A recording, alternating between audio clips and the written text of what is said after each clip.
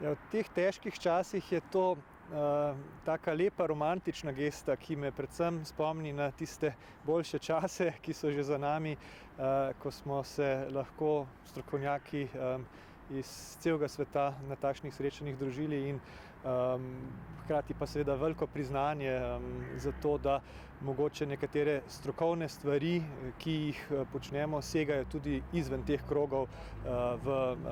širšo javnost. Tako da sem zelo počaščen. Jaz se ukvarjam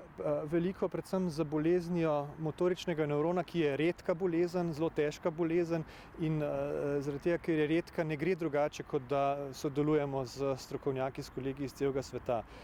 In Slovenija, Ljubljana je pred nekaj leti gostila Evropski kongres, ki sem ga takrat organiziral,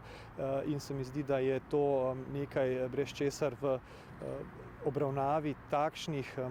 redkih bolezni enostavno ne gre, in sem seveda zelo vesel, da nam je uspelo pripeljati strokovnjake iz celega sveta in jih gostiti nekaj dni v Ljubljani. Mi delujemo kot socialna bitja, brez tega ne moremo, in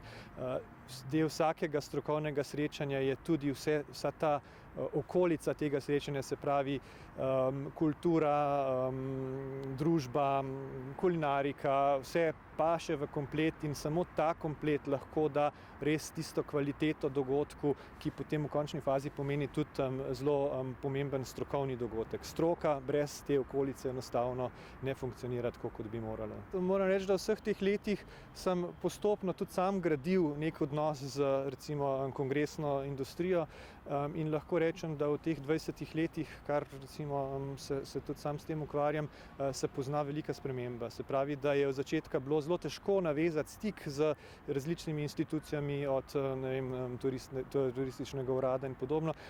Zdaj se končno te stvari so narejene na tak način, da se dogajajo same od sebe, da najdemo stik, da se uspešno sodelujemo, da smo si en drugemu v pomoč in podporo.